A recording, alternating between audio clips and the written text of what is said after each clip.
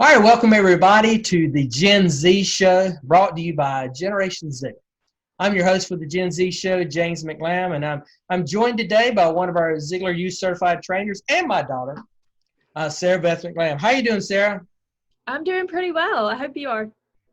Doing well. Now, when we are filming this, you have just started back at school at North Carolina State University. How's that going so far? It's going pretty well. Pretty well. A little bit different being online, but it's going well. Professors are so amazing. As we're all struggling a little bit with the COVID virus and what is happening with it. Our guest today, I think everyone's going to enjoy a lot. And I was really excited that he agreed to do this. The day that we're filming this is the day after NBC's Titan games had their season finale. And our guest, William Sutton, who was the Eastern Region champion in the Titan games, was the runner-up in the Titan games, just barely missed winning the games last night in a thrilling race. And he's an ag teacher here from North Carolina. I grew up in a little area called Trenton, North Carolina, but now teaches at Croatan, which is out near the coast of North Carolina. And he's a competitor in the Titan games. And so he shares with us a lot about his experience. What did you enjoy the most about the interview that we had with him? Well, I think right off the bat, his humor. He is one funny guy. One funny guy who loves Talladega Nights. And but he really talked about being an underdog a lot of the time throughout his life. And I really appreciated that. Him sharing some of his advice that he gives his students, his players, that he coaches, lessons that he learned from other Titan players and competitors, just lessons that help motivate him to keep going, keep pushing forward, even though he might not be as big or as strong as some other guys, but he's got the fight in him. So, audience, stick around and view and stay with us and listen to our interview with NBC's Titan Games runner-up for 2020 and agriculture teacher from North Carolina, Mr. William Sutton.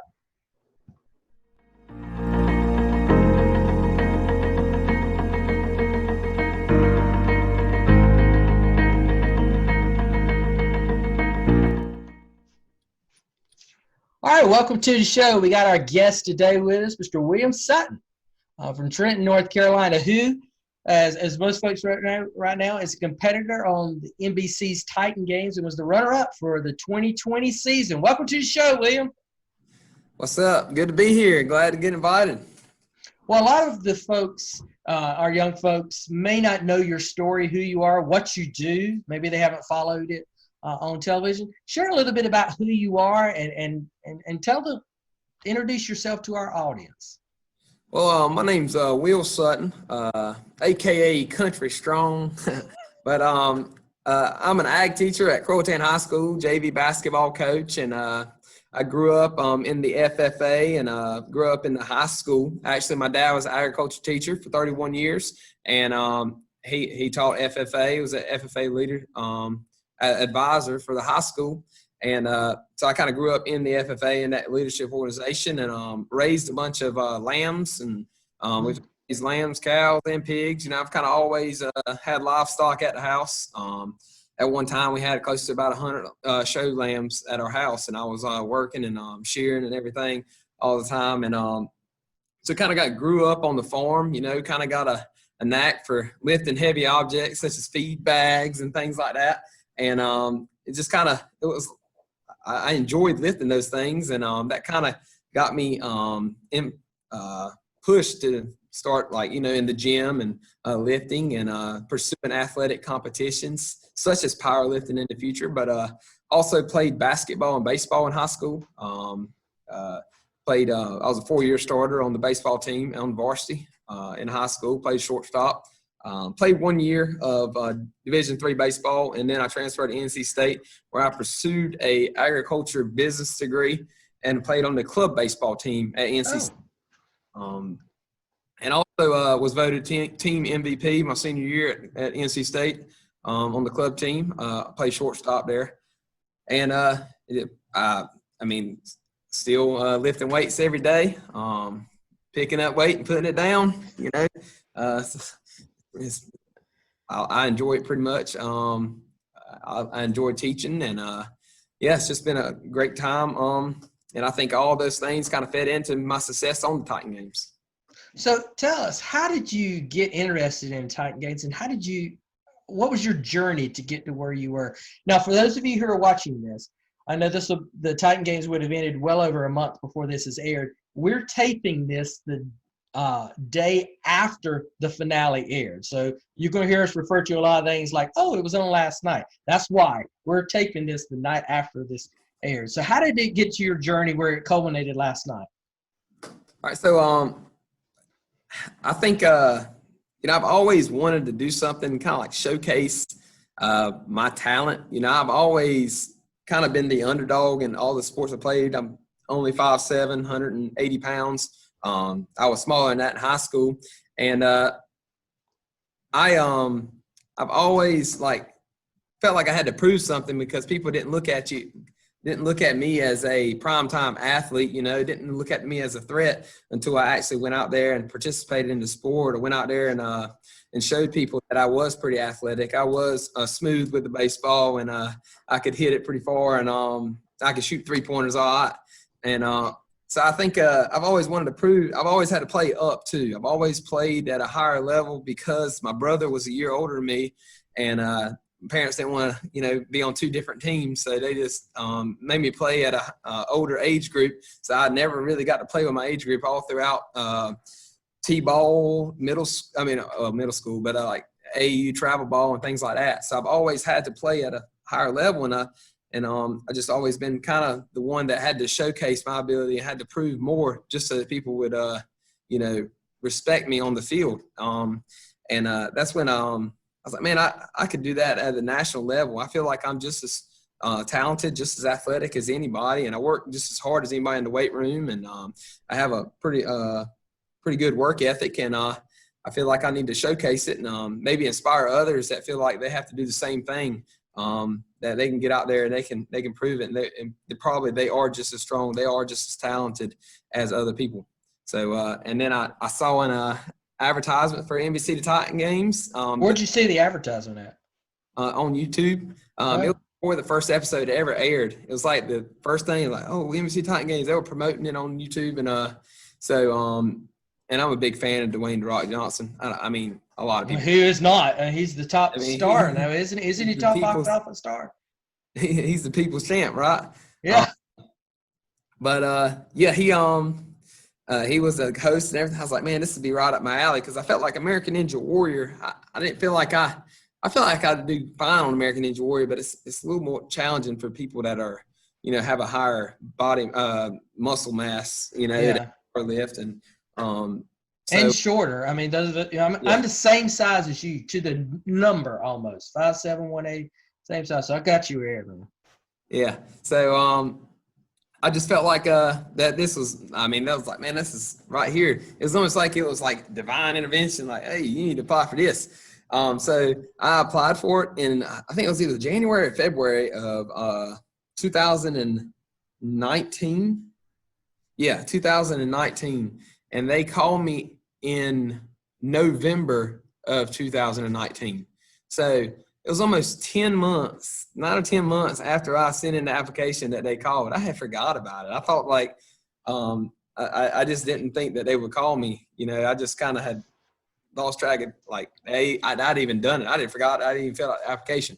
But I just remember watching the show, and I thought, man, that would be cool if I was on that show. That I think I'd do pretty good on them competitions.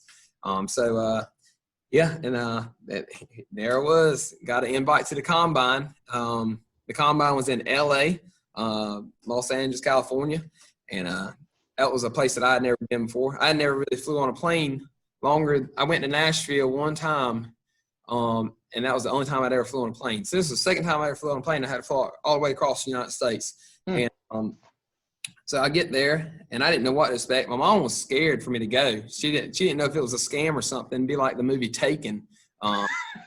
She was actually crying. She said, I don't want you to go. I was like, well, I think it's legit. You have her practice the Liam Neeson voice. That's right. But yeah, I got there and saw all these huge people. I'm like, good gracious. Like, these people were huge. And but then we got to the combine. I mean, I knew, I was like, I've always been taught that, size doesn't matter. It's not the size of the dog in the fight, it's the size of fighting the dog. Yeah, I know you probably heard that. So we get to the combine and there's all these different obstacles and everything. And we get done with the combine and like my group members were like, man, you're like a silent killer. Like we didn't think you'd be this good at this stuff. And they were just impressed at how athletic and everything I was. And they're like, man, what were some of the things you did at the combine? We're not really supposed to say. Okay. Yeah. Disclose. I understand that. Yeah. But it was just, I mean, if you think about an NFL workout with the incorporation of some type of like agility course kind of things, timed agility course, not to go into details. That was the sort of things that were up there. I felt like I was just as fast and athletic as anybody there. It was just a great time. And that's when I knew, like after that combine, I was like, man, if I get invited, I think I can make a run for this thing. I think I can make a run for that Titan crown, And but when I got the call that Monday or Tuesday after we got back on Sunday. I think I got the call Monday morning or Tuesday morning. It weren't long after that, saying, here, we need to set up the flight details. You're invited to go to the Titan games. So I think I was probably one of the first ones called out of the people. But now, when did they film the Eastern region competition? All filmed within that 3-week period. It was all staggered, so it's not really, you can't really, like we were all competing together on same days and stuff like that. They were Eastern, the Western, and the Central were kind of all filmed in the same times. So, and they all were filmed in that same area, and that was at the end of January, February. The end of January and beginning of February. Yes, sir. So you had to miss. I mean, I know the season was probably cut short with COVID, but you had to miss some of the basketball that you were coaching as well. Yes, I did. Yeah, I had to leave it to my assistant coach and Coach Jim Stevens, and he took it home the conference championship. So that was awesome. We were sitting in first. We were tied for first place leaving, and we ended up actually being co-champs with another high school in the conference. But he won a lot of tight games while I was gone, and it was pretty awesome to be able to FaceTime the students and the kids on the team, and they were cheering and everything in the locker room, wanted me to give a motivational speech, and so I brought out my inner Jimmy V, and I gave them what I had in my tank, and did the best I could to motivate them, and they tore the wall down going out of there, and they won the conference championship. Well, they tied, I reckon, but we still got T-shirts out of the deal anyway. There you go. So as you were competing, what types of lessons did you learn about yourself, about being able to overcome these things? What type of things did you learn? I mean, first of all, I learned that, like I quoted it last night, but Art of War, all battles are won before they even take place. If you think you can go out there and compete and tackle it and win, and if you get that kind of effort, even though, I mean, sometimes you might fall short, but, you gave it everything you got, then that's what matters. You have to be mentally focused every single time. I know that last time I competed, something just didn't feel right, when I went out there on the floor. I don't know what was I know that I went and ate. They kind of told us we had time to eat before that last round. And so I went and ate me, they fed you good down there. And so I went and ate, got me a old steak. You don't never turn down a steak if there's a free steak involved. No. I ate that, and about midway through, my French fries that go with the steak, they said, all right, it's time to go. What in the world? Like, so I knew that that it was not going to digest before I went out there. So we had to go get rid of that. Sarah? Oh yeah. Yeah, so along with that lesson, or that you, wait, what? Go ahead, Sarah. Okay, are we good? Okay, I was getting feedback from your end, so I was like, are you saying something? I think it was delayed. But yeah, so along with those lessons that you learned of preparation begins before you even get out there, what were some of the challenges that you faced? Physically, yeah, there are a lot of challenges, so you can share about some of those, but also mentally.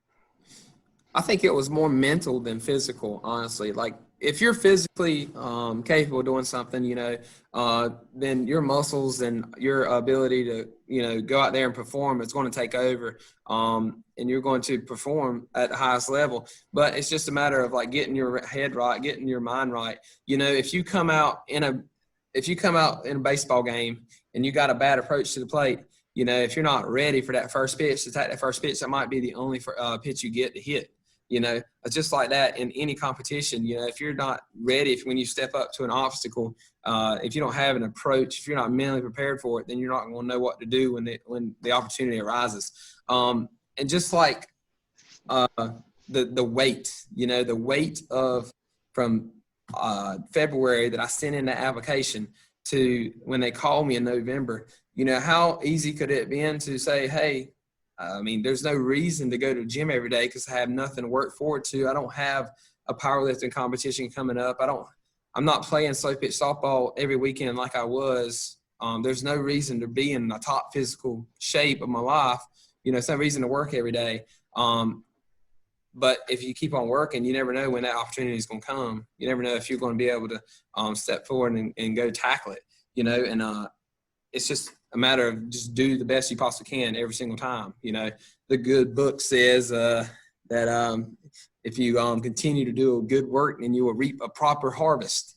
You keep on working hard. You never know what's going to happen whenever you set foot and you give yourself an opportunity. You never know who's going to call one day, who's going to come knocking. I was in a basketball camp there in ECU, and the coach at ECU would have us like just knock on the floor. And he'd get to knocking. He said, get to knocking. So we knock on the floor, and it sounded like a big old rumbling gym. Everybody's knocking on the hardwood. And he said, what's that knocking? And everybody would say, opportunity, sir. So you never know when the opportunity is going to come. You got to be ready for it. You got to be ready to tackle it. And it's just mentally prepare for it and keep on working hard. And then, like I said, the opportunity came and I was ready. And then it's just a matter of getting mentally focused before the competition. So it was just an amazing opportunity for one, but being ready for that opportunity is another thing. So, well, the folks that you beat, was there ever a time when you looked over at your competitor and gone, ooh, this is like, you beat MMA guys, you beat paratrooper guys. Those races were amazing. I guess the guy who was the paratrooper, I don't remember his name. Those were amazing races. Did you ever look over and go, wow, this is, or was it always something in you that pushed you forward? I feel like it goes back to just, your mental ability to focus. What's your mindset going in? If you go in with a mindset, hey, I can only do as much as I can do, that especially on Mount Olympus, nothing they did impacted you. It was strictly you against the course. It was nothing they did could influence what you did. Now, in the lunar impact, like when you had to race up, I knew I had to get up there faster because I was going up against a CrossFit athlete, who's a lot of endurance. I was a power lifter. I was good for short periods of time, I do powerlifting too, but he probably would have had a little bit more endurance than I did. So I had to get up there and get him off that wall just as fast as possible, just like the Herculean pool. That's something that you're going up. They have an influence on what you do.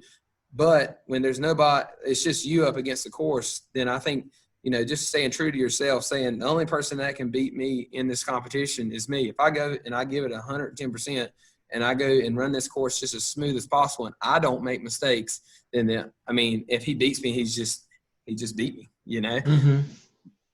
And I think that was just the mindset, you go out there, most of the time you beat yourself, and I think that kind of happened last night in the finale when I couldn't get through the wall. I didn't have a great technique going through the wall, and it just came back to bite me, and that was the difference in the whole course. That new element, the concrete wall that you had to bust through. Yeah, I didn't know. I had never seen it before, and we didn't get any practice runs on enough. And so it was kind of, you just had to go in and do the best you possibly can to get through it. And, you know, it was a little rough.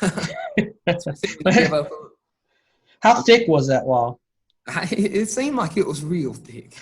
It seemed like, I don't know. It was, I don't know if there's a bunch of houses built down here on the beach that withstand hurricanes that are stronger than that wall right there. That stuff. So our audience obviously is a very young audience. They're, you know, late high school, early college. What would you tell them about trying to reach their goals or reach their aspirations? I mean, this is a big deal, going from, you know, Jones County all the way to, you know, to be able to be on the spotlight with the biggest box office star in the world right now. That's a journey that some of them are looking like, I never could accomplish anything like that. And I think your story is one that certainly can inspire them to think bigger than what they're thinking. Yeah. For one, like in the class, I'll tell students, so like the first day, we'll say, write a goal on your binder, on your first page in your binder or something. And just write it big. Just take up the whole sheet, write it big, you know. And they're like, well, you know, and I was like, you know, the key to this goal is not selling yourself short. If you want to be a movie star, or you want to be, you know, a hero, or you want to be president of the United States, whatever, you know, write it down and look at it every single day. Remind yourself, am I doing something to get me toward this place that I want to go? You know, I told people I wanted to be, you know, I want to influence millions of people one day. And they're like, well, you won't never do that being a school teacher. And, you know, it's just a matter of, you know, stepping outside your comfort zone and putting your foot out there and trying your best to, you know, accomplish something that, that, you know, you seem unimaginable. I can't talk. Unimaginable. Good Lord. But yeah, just stepping outside your comfort zone, because that's where growth happens. You know, when you step outside your comfort zone, if you don't like succeed in that thing that you did, well, at least you learned something from that experience. And that's the biggest thing, is learning from your experiences. And that's like keys to learning. You know, I took a theory of learning class and getting my grad degree, and almost all the experiences from when you're a child come from, all your learning comes from past experiences. And, you know, every experience you're able to get, and that's why I try to give, that's why FFA is so important, you know, giving these people experiences outside of the classroom, because they learn, you know, they might not have great instructional value going to the NC State Fair, but they see stuff that they never thought they'd see before going on there, and they'll remember that experience for the rest of their life. So experiences are so important. And, you know, that experience at the Titan games, you know, made me learn so much about myself, about others, and about how television works. And it was just amazing to have that experience. So I know a lot more about how that operation works, and I learned from that. And just so happens I did a pretty good job, I reckon, and I'm proud of myself for what I accomplished. And just step outside your comfort zone.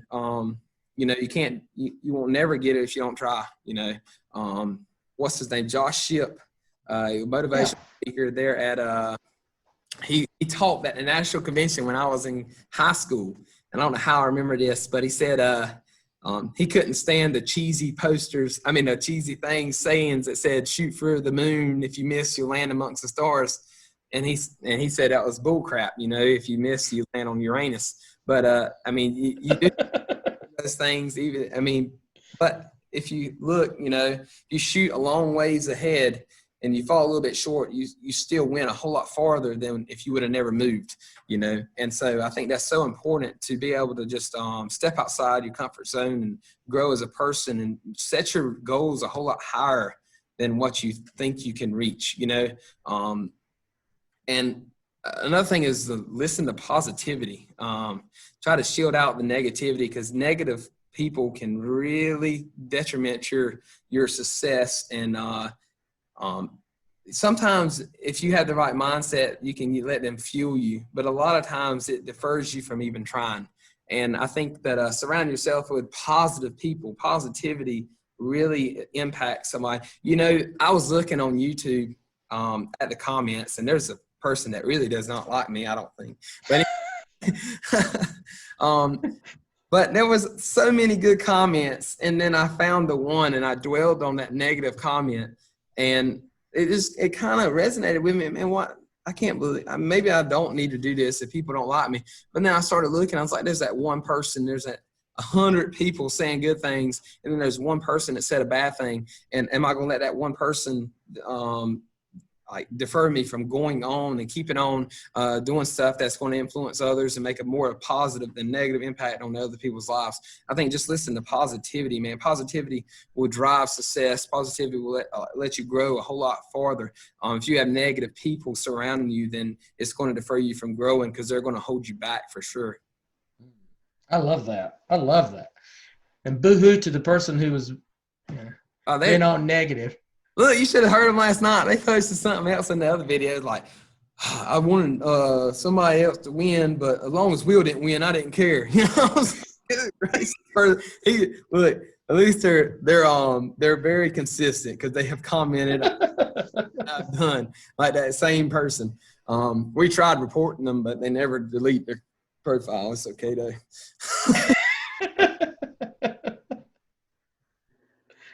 Oh, man. So, Will, going back to just really where you came from and how growing up you were a little bit shorter, a little bit just kind of the underdog. Basically, you said your whole life playing sports, having to play up. What advice would you give to someone else who's in the same position, and maybe just what's the biggest thing that you learned through all of that? And even during the Titan games, what is something that you learned through all that someone can apply to sports, they can apply to maybe their goals, their dreams that you were just telling them about? Like, what's some motivation that you can give them?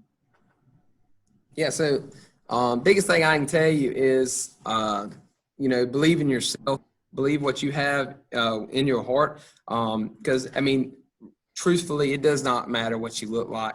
It doesn't matter like your physical character. I mean, of course, you need to work hard and you have to, do everything to increase your athleticism. But if you think that you can go to a higher level of athletic competition or anything as far as like in school or whatever, you got to put your mind to it and you got to work hard. It's not just going to come to you without work. Nothing good was ever accomplished without hard work. I think, was that John Wooten maybe? But anyway, nothing's good ever was accomplished without hard work, man. You got to work hard for it. You got to put in the hours, and that call is going to come. If you put in the work and you give yourself that opportunity, biggest thing is giving yourself the opportunity to do better and to fuel your passion and everything. And then whenever that opportunity comes, you got to be ready for it. And if you're not working every day for it, you won't be ready, and that'll really set you back. But if you work hard, and you'll be surprised at what you can accomplish if you put in the time, put in the effort. And just like somebody on a weight loss journey, if you go and you say, man, I need to lose weight, but if you eat the same every single day, chances are it's not going to happen. And so if you go and you actually put in the meal plan and the eating right, and you go and you work out, you burn calories every day, then chances are you're going to start seeing results, and you're going to accomplish what you need to accomplish. But you got to put in the work. You have to put in the work to do it. You have to put in the hours in the gym. You got to put in the hours in the classroom if you want to be better in academics. There's not one person in my class that they said, I'm not really good in school. That's not true. So you don't want to work hard in school. There's something in a school, in a classroom that you can be good at, and you can maybe find something like in that classroom that you can take and be better upon. I had one kid that disliked school so much that he didn't want to do very much like of anything, but he found a love for lawn care. So he would really he would love to go and mow the grass and everything. Now he owns his own lawn care business, a landscape business. So it's just a matter of finding something that, they love and, putting in the work in it.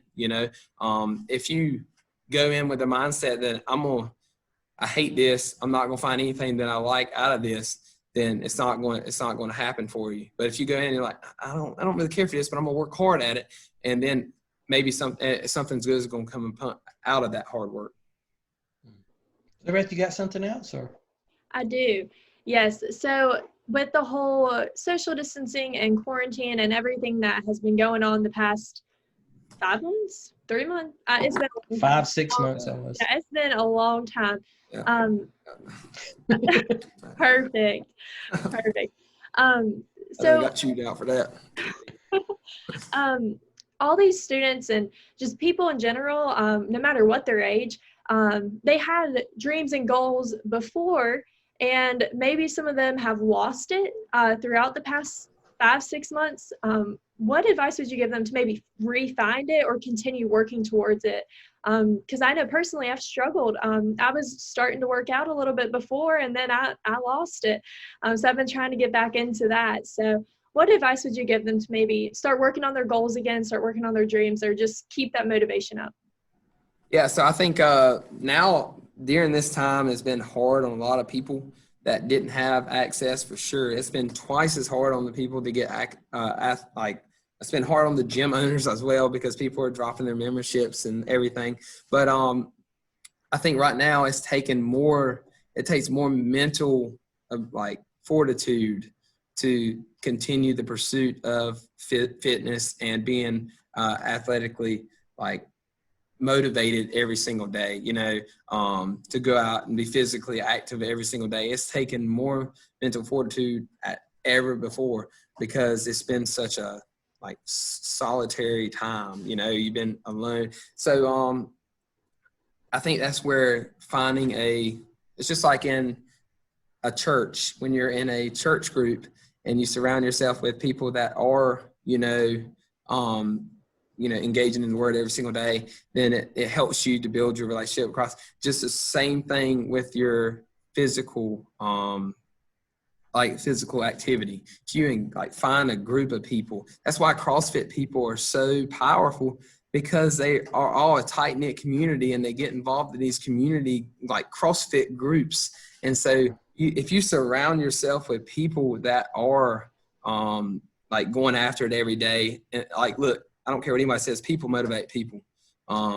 You see a picture of somebody that's shredded and everything, that's going to motivate you to go out there and get shredded. Or you see pictures of the athletically fit people and everything just going out there and doing great things and going and achieving greatness in the athletic world and stuff. You want to go out there and do those things. So I mean, if you surround yourself with positive people that want to go out there and accomplish the same task as you want to accomplish, then that's going to feed you right into a great motivation. You're going to be in a different mental mindset when you're going into it every day. You're like, man, I got to go and work out because everybody else is working out. They're doing this workout this day. And it's just a matter of finding people. It's hard working out alone. It really is. It is. I have felt between my dad, the weightlifting coach here at the high school, and the baseball coach here at high school, we've kind of formed a group. If I'm not working out with them, I'm working out with my dad. And it's just, we always got somebody to work out with, and that's why I won't get a home gym. I just don't want to get a home gym because I like to go and be around people, because if I see them working out hard, it's going to entice me to work out hard. Mm-hmm. And the energy feeds. I'm so contagious. A gym is contagious with energy. So I just feel like people motivate people. So if you get around some positive people that want to be stronger and want to be more in shape, then that's going to fuel you to be more. You could take that advice and translate it to almost anything. I mean, if you want to accomplish more business-wise, get around people who are entrepreneurs and are thinking that. If you want to accomplish more in the world that you and I came from, an ag world, being teachers and stuff with FFA, if you want to accomplish more in that, you got to hang around those people who accomplish more in it. That's right. It works in almost everything. Sarah? Yeah, so I was actually going to say the same exact thing. Yeah, it works everywhere. And so when you were competing with other people on the Titan Games, I'm assuming y'all kind of hung out together here and there. What was the biggest lesson that you learned from someone else who was there? Ooh. Can I plug in my computer right quick? Yeah. Yeah, I don't want it to die right in the middle of saying something. That's a rookie mistake on my part, right? That's okay. That's perfectly fine. I hope you can edit it. No, we're gonna leave that part in. That makes it real. That's cool. But what was that question again, Sarah Beth? What was the biggest piece of advice or just the biggest lesson that you learned from someone else who you were competing against at the Titan Games? I think that, the way that I guess it was just like being around people and encouraging other people. It doesn't take away from your ability to do good. Building others up, keeping them, encouraging others. It's not going to take away from your ability to go out there and perform, but it will build them up and just, encouraging all the rest of the people, being positive. Positive is, man, it's so contagious. Positivity just fuels everybody's like mood and attitude. Negativity is just, it's contagious as well. And I think that was the biggest thing is all the competitors were so positive and encouraging to everybody. There was not one person on that Titan Games contestants that I wouldn't, want to hang out with. They were just such good people, so motivational. And they really – Dwayne Rock Johnson really did a great job of picking those competitors because, I just felt honored to be there with them because they were such good people. And they were just icons of the athletic industry for sure. Now, you became branded. I don't think anyone else had a brand that I saw on there that you had your own brand as the series progressed. Country Strong. How did that come about? And tell our audience some of the things that have come as a result of that. Well, like my mom, she said, well, since they branded us, they had us holding them holding signs in the audience and everything. So mom was like, let's just get us a couple T-shirts, and wear like for the viewing parties and stuff. Well, as soon as people saw us wearing those T-shirts at the viewing party, they wanted them. Another person wanted them. Next thing you know, we sold like 500 T-shirts, Country Strong T-shirts, and then we came out with another T-shirt, the All Gas No Brakes T-shirt. It was just I sent my audition video, and I was like, there's a lot of people out there that are strong, but there's not many people that are country strong. And I told them I grew up showing animals and working on hog farm and just basically doing stuff outside. Working outside instead of in the gym is where I feel like I grew most of my muscles and my basically my range of motion, the joint strength and everything like that, which I really do feel like it really played a role in it. It did. You flew through some of those obstacles, and I was thinking, that's what great mobility and agility. Yeah. I feel like my agility going through stuff like that, I like to hunt a lot, right? So sometimes deer or ducks or something, they go through very thick places like briar beds in eastern North Carolina. Everything's got briars in North Carolina. So you got to be able to run through the briars and everything to be able to get there. And I can go through like woods quicker than anybody I've ever like ran up against. If somebody's like, if we're going chasing like into bear, if we're bear hunting or something, then I can run through the woods faster than anybody. So I felt like I was always pretty good at running through the woods. So I felt like that played right into the Titan Games. Same way with the rat cage over there. It's what I call it, rat cage. They say the cage crawl is a rat cage. But somebody said that the floppy things were waffle fries. The things after the cage? Yeah, what was it? The drop zone. Yeah, somebody said that was waffle fries or something. The flapjacks or something. But I think it was just a great time. I was ready. I was ready for it, and just paid off.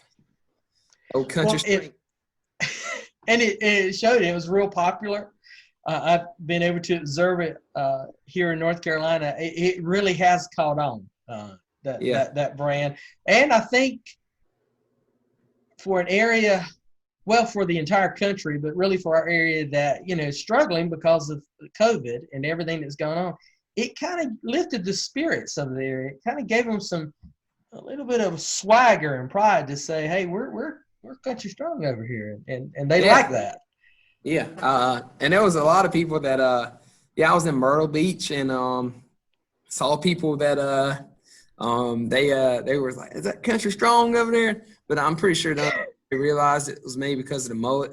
There's not many ag teachers out there. It takes like a lot of strength, a lot of country strength to even get to tell the person, "Hey, I want a mullet." Strength in itself. It was that was an ordeal. Parents were not too happy about it. I was like, "Look, I'm 26 years old. I get if I want to get a mohawk, I get a mohawk, But I didn't want a mohawk. I wanted a mullet because I felt like it was coming back. I like Morgan Wallen. Morgan Wallen's a great singer. So trying to be ahead of the trends with them, and I feel like we're because there's a lot of people out there with mullets now. As a child of the '80s, we appreciate your resurgence of the mullets. Where I came from the area where they were pretty commonplace. FFA jackets with guys wearing mullets were pretty a normal sight in Raleigh during June. So there's very few of you people who are listening that'll understand that reference. So, William, if folks wanted to reach out to you, if they wanted to connect with you to learn more, maybe get some inspiration, how can they reach out to you? What would be a way for them to connect with you? Yeah, Instagram, Coach Dub Sutton, at Coach Dub Sutton on everything, really. Coach Dub Sutton on Instagram, Coach Dub Sutton on Twitter, Coach Dub Sutton on TikTok. My TikTok is blowing off the roof right now, and it's not even because of the Titan games. I don't even think anybody on my TikTok even knows I'm on the Titan games. But I think I had a video that went viral.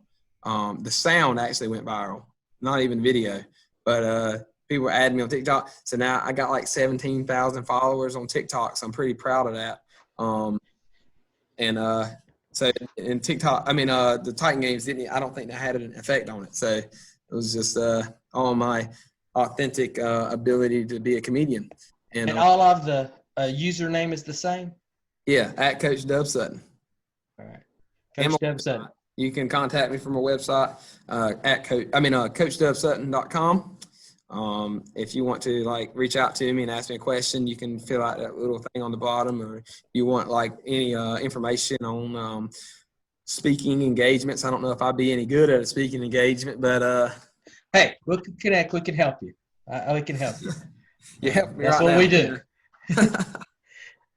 So, well, William, this has been fun. I really enjoyed it. I know our audience has enjoyed it, and congratulations on making it as far as you did to be runner-up in a national contest and get that kind of exposure, and especially our exposure on a show that is, led by the world's biggest blockbuster star. That's pretty major.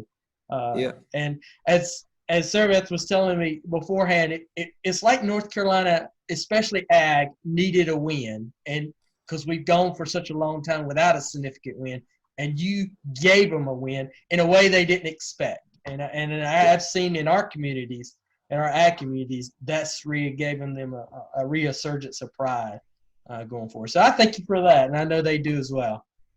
I appreciate it. Maybe we can get us a national officer now, and that'll take the curse off of us. Well, that would be the next step going forward for North Carolina. So, thank you for joining us, and to the show notes. Look at the show notes that we'll have. We'll have all his contact information on that, and we'll make sure that you guys know how to get in touch with him.